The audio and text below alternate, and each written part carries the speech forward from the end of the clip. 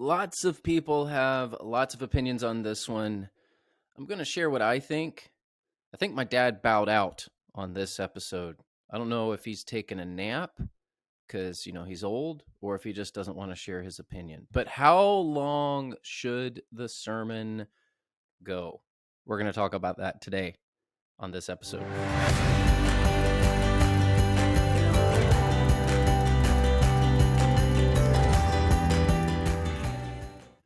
So what is the ideal sermon length? And the classic Rainer answer, the classic church answer, it depends.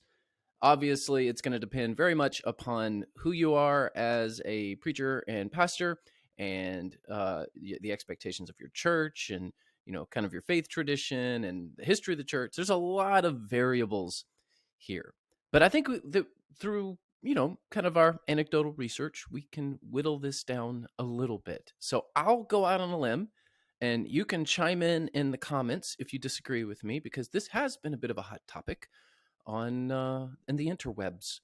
So I'm going to say this: over an hour, probably too long.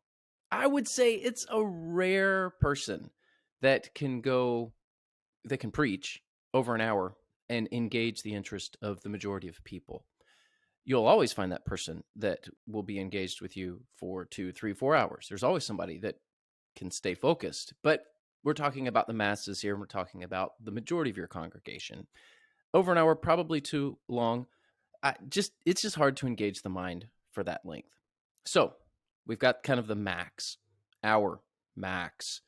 And I'll get to it here in a second, but I still think an hour is probably too long. Under 20 minutes, probably too short. It's tough to develop a message in under 20 minutes. So you can't hold the interest for longer than an hour, and it's difficult to develop an argument, a thesis, a message in under 20 minutes. So here we are. I think we've got some pretty good parameters. 20 minutes to an hour. Now, I realize that's probably 99% of those who preach. But I'll also say this: it's not something to fight about. We've had a lot of interactions on Twitter. I've seen them. It's really not worth fighting over.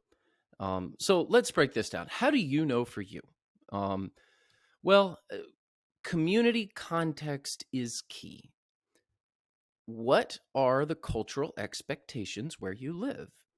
Some communities are going to have different expectations. Now, in the United States, I think that there's probably some common expectations of sermon length, but I do realize that certain communities, certain traditions, and globally, there's going to be different expectations. But I'll just start there. What would the community expect? But not just the community context. Church history is key as well. What are the expectations of your church members? And clearly, I'll show my cards here. I think preaching is for the church. It is the proclamation of the word of God for the edification of the saints.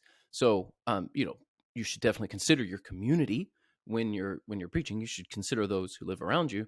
But I think the greater consideration is for the members of your church. And so what's the history of your church? What are the expectations of your church members? If you're new and the previous person preached for 25 minutes and you come in and preach an hour, maybe people like it, maybe they won't. But you are definitely going against the expectations of the church. Cadence and rhythm of the preacher are key as well. So as we're talking about sermon length, between 20 minutes and an hour, somewhere in between there, how fast do you talk? Believe it or not, I have slowed down tremendously the longer I've been preaching and communicating. That may surprise some of you, because people still say I talk quite fast. My father, I think, speaks more slowly. That is his dialect growing up in the deep South. I grew up in the Midwest and parts of Florida that talk more quickly. So the cadence and the rhythm of what I say tends to be a little different than my father. Therefore, I get more words in a shorter amount of time. So that means I can go less time, right? In fact, if I need to land the plane more quickly, I will often talk more quickly. I don't know that that's good advice for communication. But it's just something to think about. If you talk more slowly, you may go 5 or 7 minutes longer, and it may not feel 5 or 7 minutes longer because people are absorbing the information as you communicate. So don't speak more quickly to cram more information into a shorter amount of time. That's not the answer. But as you were thinking about how long you should preach, cadence and rhythm of the voice is very important. And your worship schedule. Let's talk about that. So, how long should you go? Again, somewhere between 20 minutes an hour. Your worship schedule is important as well. We have 6 services, 2 campuses, 2 languages, 4 live preachers on a Sunday morning. I preach 3 back to back to back.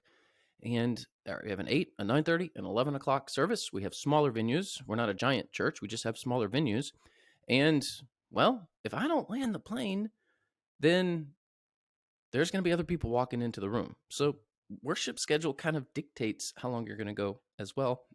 And if you have other campuses or other services, I know some peers of mine still travel between campuses. I would not want to do that. But some do. So that's going to be part of how long you go. In fact, I remember many years ago, I served as a campus pastor. It was only the only position I've ever held that wasn't lead or sole pastor. I did not last long as a campus pastor because I was a terrible number 2. I just did not do well. And my former lead pastor could probably tell you about all that. I was young and immature. And though I think I did some good for the church, I probably made more mistakes than I was helpful. That being said, when I was a campus pastor, we had this arrangement where the lead pastor would come in, he'd drive in. It was quite a distance, and we would hold signs up for the worship team from the back, just letting them know the ETA, what's the estimated time of arrival. And sometimes it would say 5 minutes or 10 minutes or 15 minutes, which meant you got to pray longer, you got to sing another verse, figure something out. He's on his way. He's going to be coming soon. So, your worship schedule is going to be key in all of this as to how long you preach. And most of you probably already know this, but for those of you who got swept into the controversy about how long you should preach, throughout church history, speeches and sermons have varied in length. There is no gold standard to this. You look at some political speeches from 100 years ago. Some are very long, some are very short. We've always had varying degrees of length when it comes to those who communicate. And sermons are no exception. We've always had periods of history where sermons tend to be longer and sermons tend to be shorter.